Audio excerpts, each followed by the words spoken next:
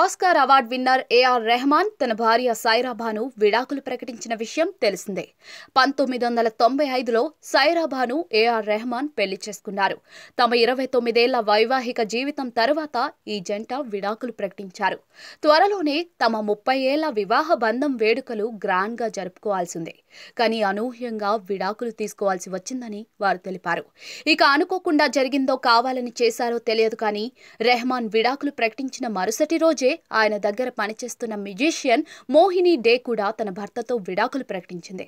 దీంతో వీరిద్దరి విడాకులు ఇండస్ట్రీలో సంచలనం సృష్టించాయి. ఇద్దరూ ఒకేసారి డైవర్స్ ప్రకటించడంతో వీరిద్దరి మధ్య ఏదైనా వివాహితర సంబంధం నడుస్తుందేమో అని, త్వరలోనే వీరు పెళ్లి చేసుకుంటారేమో అని రకరకాలుగా మాట్లాడుకుంటూ ఉన్నారు.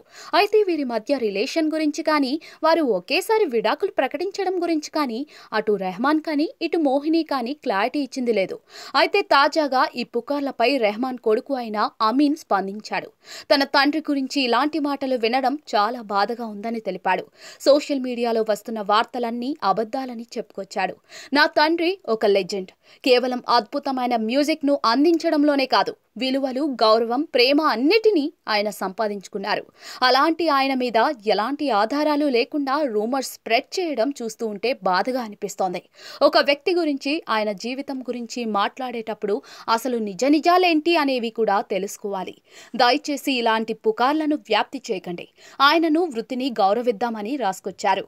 ప్రస్తుతం ఈ పోస్ట్ నెట్టింట వైరల్ గా మారింది. అయితే రెహమాన్, సైరా అసలు ఎందుకు విడాకులు తీసుకున్నారు అనేది మాత్రం ఇప్పటి వరకు తెలియదు.